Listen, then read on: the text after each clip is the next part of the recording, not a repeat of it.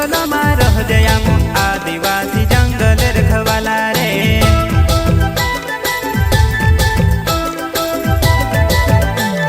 चल जंगल जमीन काज पूजे रे आदिवासी दुनिया ने रखवाला रे। बाप देव खतरी काज पूजे रे आदिवासी सबसे निराला रे।